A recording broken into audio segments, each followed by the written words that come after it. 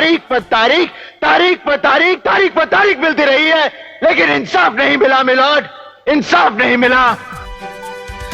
তারিখ পে তারিখ, তারিখ পে তারিখ। আমি জানি না দামিনী ফিল্মের এই সানি দেওয়ালের দৃশ্যটা আপনাদের আর কতদিন দেখাতে হবে। প্রধান বিচারপতি DY চন্দ্রচূড়ের বেঞ্চে যখনই কোনো মামলা যাচ্ছে, এই বাংলার প্রতিটি মানুষ বলে দিচ্ছে এই মামলার রায় কি হতে পারে বা এই মামলা সম্পর্কে কি হতে পারে, যে কেউ বলে দিচ্ছে। তাদের হয়তো আইন আদালত সম্পর্কে কোনো আইডিয়াই নেই, কিছুই জানে না, তবু তারা এটা জানে যে এই বাংলার কোনো মামলা যদি DY চন্দ্রচূড়ের বেঞ্চে যায় তাহলে সেটা অবশ্যই মমতা বন্দ্যোপাধ্যায়ের পরেই যাবে। কি অদ্ভুত ব্যাপার না? আর অন্যদিকে বিচারপতি অমৃতা সিনহার এজলাসে আজকে আবার রাজ্য সরকার বিপদে পড়ে গেল। আমাদের দেশের সংবিধানের সিস্টেমটা কি? মানুষ প্রথমে সাধারণত নিম্ন আদালতে যায়, জেলার কোর্টগুলো আছে, সেখানে বিচারে যদি সন্তুষ্ট না হয় তাহলে মানুষ হাইকোর্টে আসে, উচ্চ আদালতে আসে। সেখানেও যদি বিচার না পায়, ঠিকঠাক বিচার না পায়, যদি পকেটে পয়সা থাকে, তাহলে তারা সুপ্রিম কোর্টে বিচারের জন্য যায়। আর এখন হাইকোর্টে যাও বা বিচার হচ্ছে, সুপ্রিম কোর্টে গেলেই কেমন একটা ভোঁ কাট্টা। আজকেও তাই হলো, মানুষ যেটা বলেছিল SSC মামলা নিয়ে সেটাই হলো। আর অন্যদিকে যে 30% ভোটে মমতা বন্দ্যোপাধ্যায় তিনবার ক্ষমতায়, তাদের ক্ষেত্রে ঠিক কি হচ্ছে? তাদের ক্ষেত্রেও কি মমতা বন্দ্যোপাধ্যায় একই কাজ করছে? বাকি 70%-এর জন্য এতদিন যে চুরি দুর্নীতি করে এসছে, সবটা শোনাবো আপনাদের। এই প্রতিবেদন শেষ অবধি দেখুন। আমি মানব, দা নিউজ বাংলায় আপনাদের স্বাগত জানাচ্ছি। বিচারপতি অমৃতা সিনহার এজলাসে আজকে আরো একবার লেজে গোবরে হয়ে গেল মমতা বন্দ্যোপাধ্যায় সরকার। অবশ্য এটা নতুন কিছু নয়, যে সরকারটা এত বড় অপদার্থ, প্রতিদিন কোর্টে এসে যে লেজে গোবরে হবে সেটা আপনারা এতদিনে বুঝে গেছেন। দোকান কাটার সরকার চলছে, তাই কান মোলাও যাচ্ছে না। এবার কাদের সঙ্গে কি হলো? এবার তাদের সঙ্গেই হলো যাদের 30% ভোটে মমতা বন্দ্যোপাধ্যায় তিনবার জিতে এই রাজ্যে ক্ষমতায় আছেন। সংখ্যালঘু মুসলিমদের কথাই বলছি। 2010 সালে গ্রুপ D-তে 3000 শূন্য পদের নিয়োগের বিজ্ঞপ্তি দিয়েছিল মাদ্রাসা সার্ভিস কমিশন। কত সালে? 2010।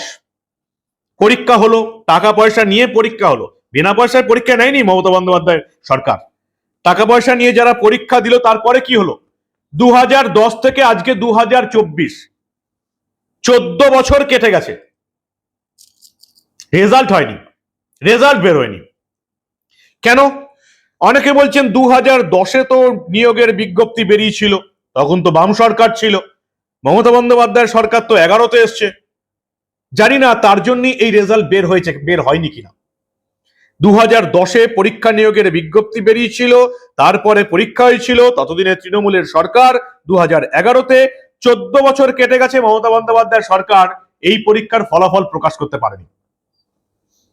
আইন আদালত অনেক হয়েছে, হাইকোর্টের ডিভিশন বেঞ্চ সময় বেঁধে দিয়েছিল, সেই সময়েও আর মাত্র 2 দিন বাকি আছে। যারা 2010 সালে বিজ্ঞপ্তি বেরিয়েছিল, 14 বছর কেটে গেছে, পরীক্ষার ফল প্রকাশ করতে পারেনি, তারা 2024-এর 5ই আগস্ট আবার একটা রিক্রুটমেন্টের বিজ্ঞাপন দিয়ে দিল। ব্যাস, সবাই এবার হাইকোর্টে চলে গেছে। হাইকোর্টের ডিভিশন বেঞ্চ নির্দেশ দিয়েছিল, একটা নির্দিষ্ট সময়সীমা বেঁধে দিয়েছিল, সেটা হতে আর মাত্র 2 দিন আছে। বিচারপতি অমৃতা সিনহার এজলাসে আজকে আবার সেটা উঠলো, সেই মামলা, এবং সেখানে বিচারপতি পর্যবেক্ষণ করে বললেন একটি পরীক্ষার ফল বের করতে 14 বছর সময় লাগে। দুর্নীতিটাও ঠিকঠাক করতে পারেনি, এত দুর্নীতি হচ্ছে যে দুর্নীতি করতে 14 বছর সময় লেগে যাচ্ছে। এবং 2024-এর 5ই আগস্ট যেটা বিজ্ঞপ্তি বেরিয়েছিল, পরিষ্কার বিচারপতি অমৃতা সিনহা বলে দিয়েছেন যে আগে কমিশন ওই 2010 সালের পরীক্ষা নেওয়া ফলটা বার করুক, তারপরে আদালত তাদের বক্তব্য শুনবে। শুক্রবার এই মামলার পরবর্তী শুনানি, তার আগেই কমিশনকে ফল প্রকাশ করতে হবে।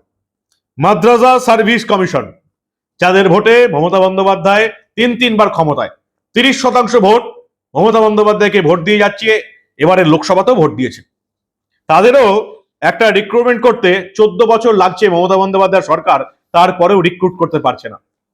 আর অন্যদিকে সুপ্রিম কোর্টে ওই তারিখ পে তারিখ, তারিখ পে তারিখ।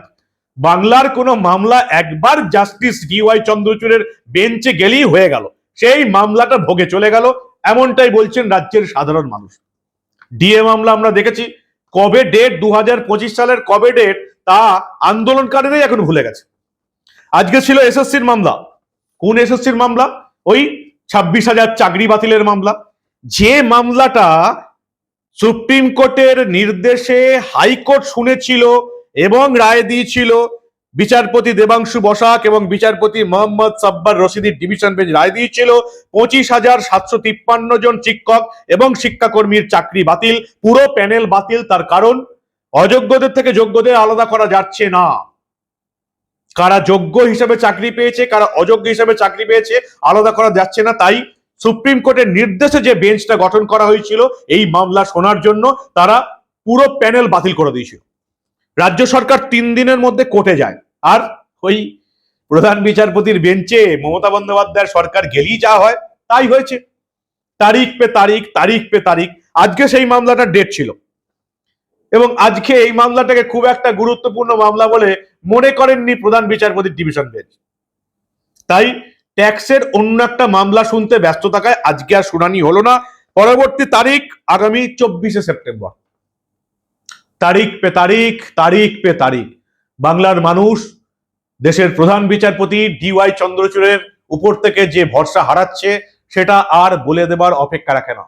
খুব বিপজ্জনক ব্যাপার এটা, জানেন তো। আমি এটা আপনাদের বারবার বলি, প্রত্যেক দেশবাসীর তার নিজের দেশের প্রতি ভরসা থাকা উচিত, নিজের দেশের সংবিধানকে বিশ্বাস করা উচিত, নিজের দেশের আইন আদালতকে বিশ্বাস করা উচিত, দেশের সর্বোচ্চ আদালত সুপ্রিম কোর্টকে বিশ্বাস করা উচিত, দেশের প্রধান বিচারপতি ডিওয়াই চন্দ্রচূড়ের উপর ভরসা রাখা উচিত।